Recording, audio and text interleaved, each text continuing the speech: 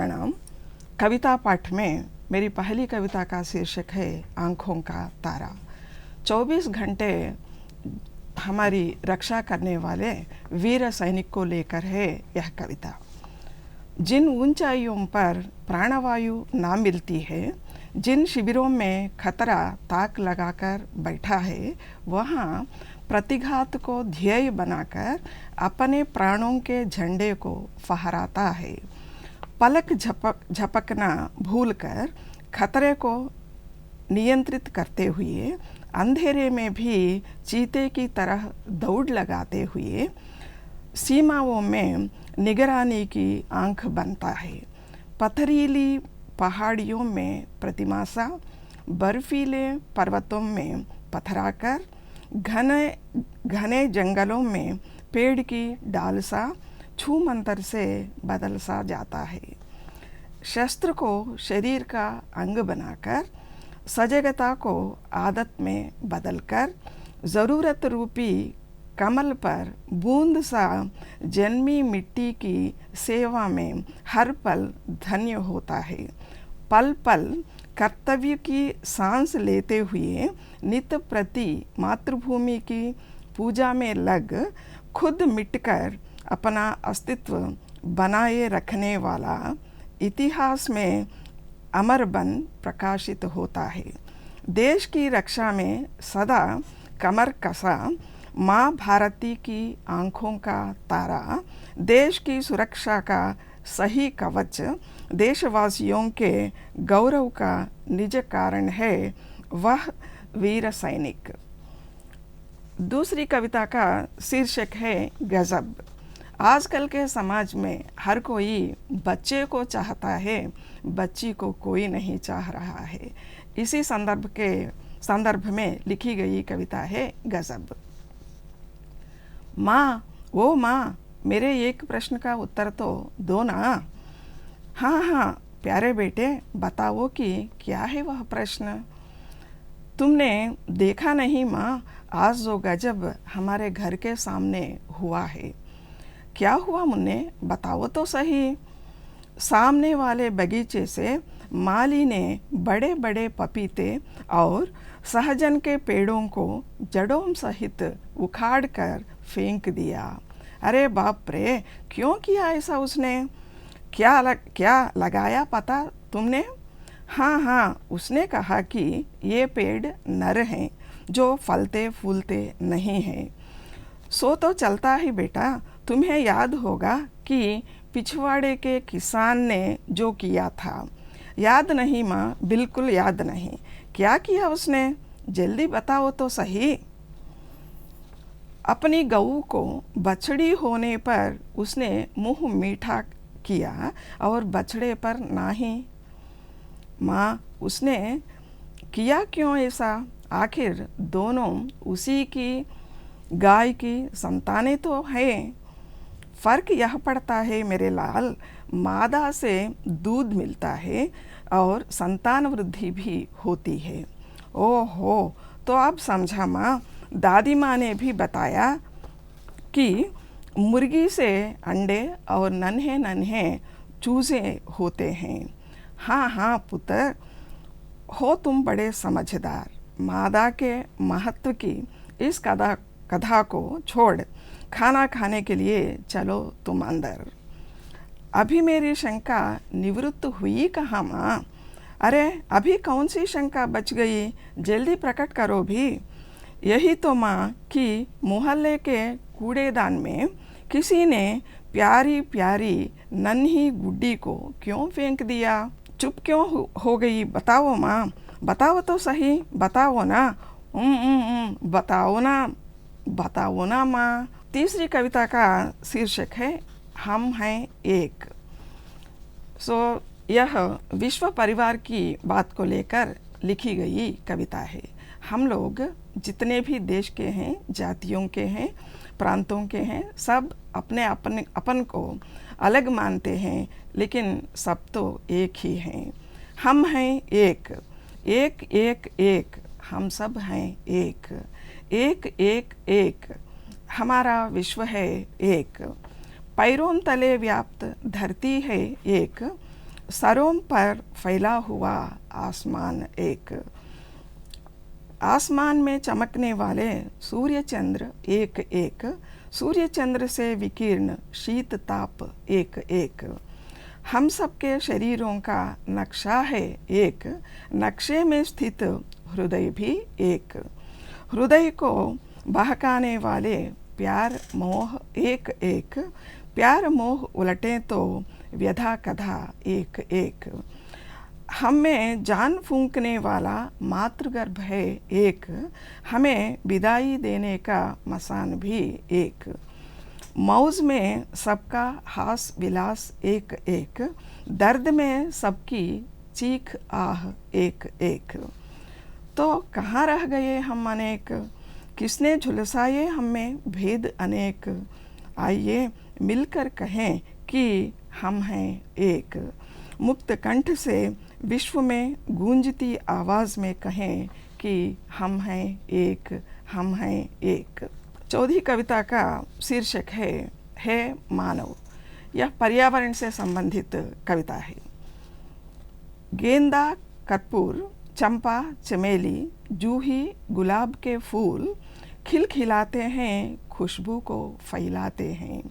अनार, आम, अमरूद, केला, पपीता, सेब के पेड़ मौन ही मौन बढ़ते हैं, मीठे फलों को देते हैं।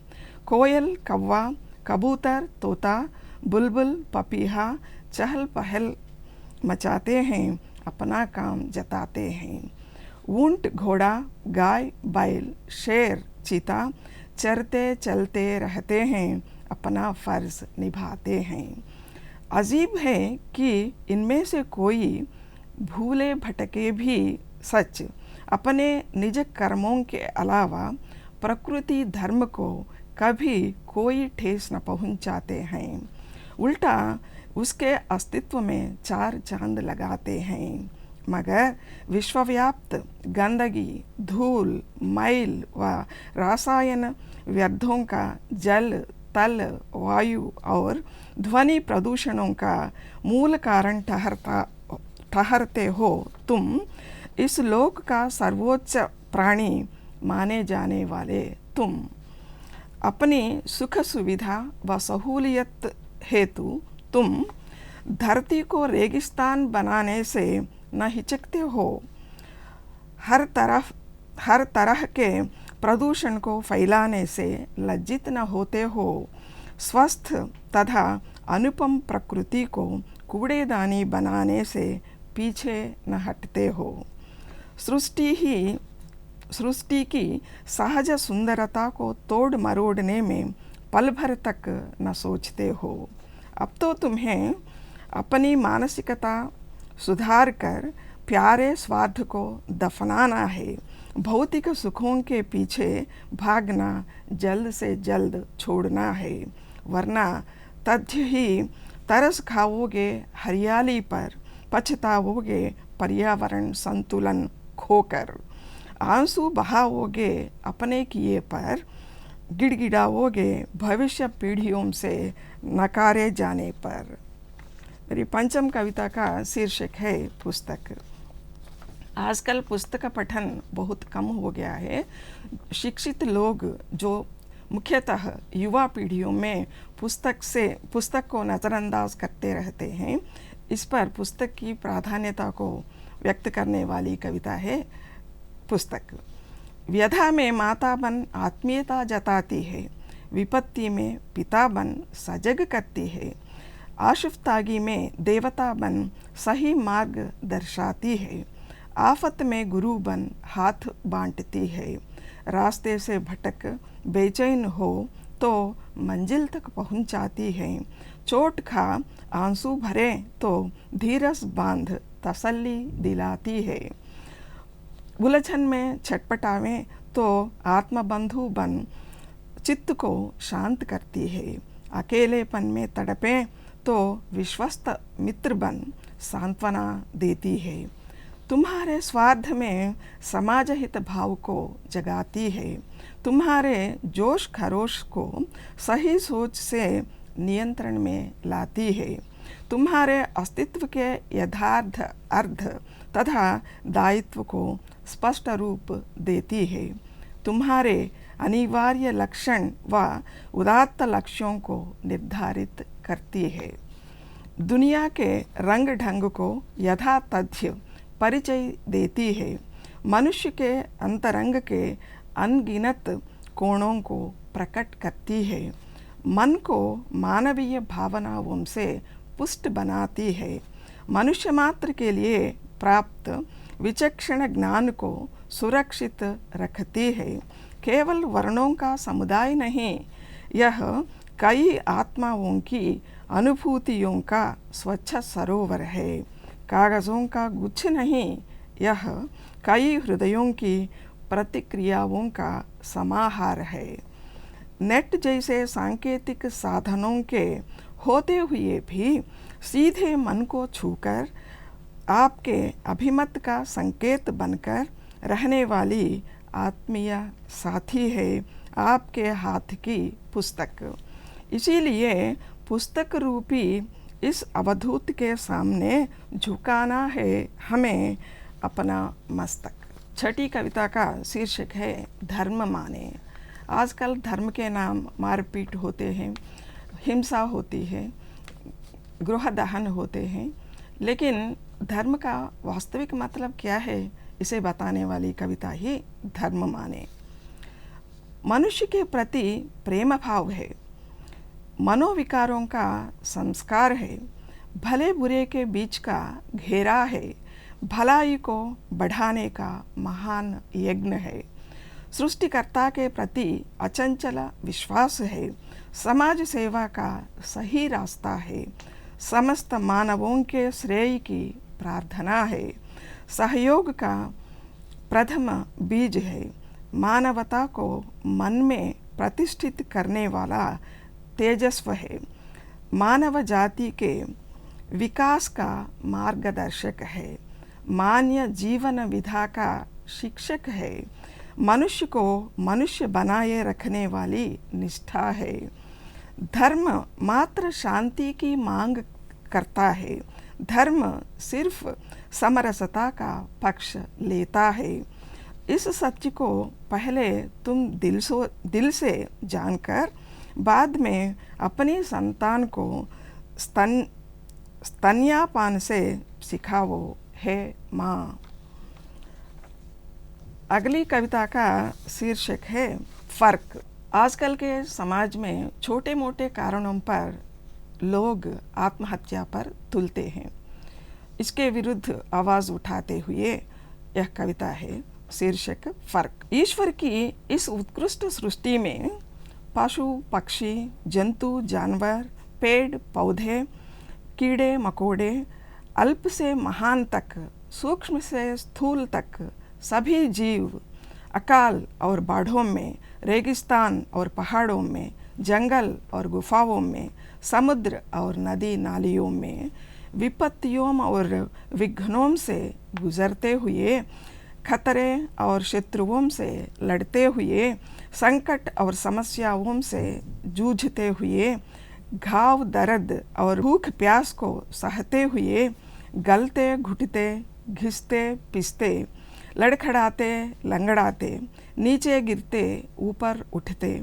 किसी न किसी तरह अपने को संभालते जीते हैं तब तक जब तक परमात्मा न बुलावे।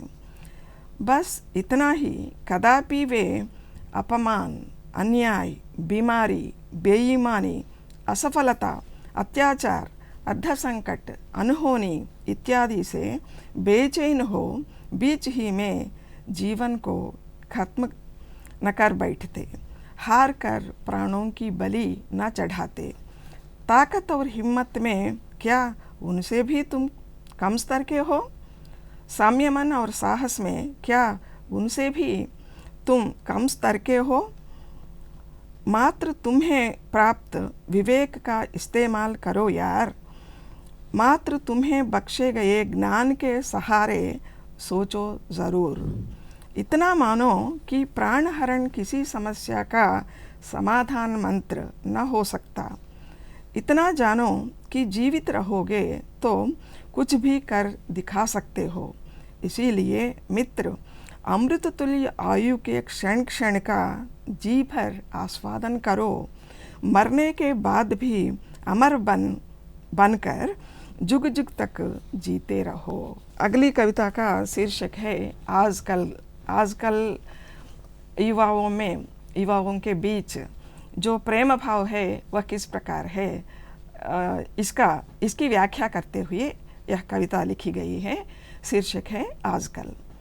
चट्टान के शिखरों पर, पहाड़ की तलहटियों में, पेड़ के तनों पर, तट के छोरों पर, गाड़ियों के सीटों पर, कांच की बोतलों पर, इमारतों के छज्जों पर, आंगन की दीवारों पर, पार्क के बेंचों पर, कॉलेज के डेस्कों पर, खंडहर के शक्लों पर, ऐतिहासिक निर्माणों पर, कपड़ों की बुनाई में, एम्ब्रॉयडरी की सिलाई में, रेल के डिब्बों में, समुद्र की सीपियों में, पुष्कर की घाटियों में, लगाए हुए टैटुओं में, चादर की छपाई में, तोहफे के पैकिंगों में, फेसबुक के पोस्टिंगों में, व्हाट्सएप के संदेशों में, सोने चांदी के हारों में, विहार यात्रा की जगहों में, हरफों में,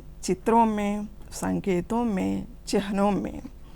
जिधर देखें तो उधर, जहाँ जाओ तो वहाँ, ढेरों में दिखाई देता है आजकल का प्रेम।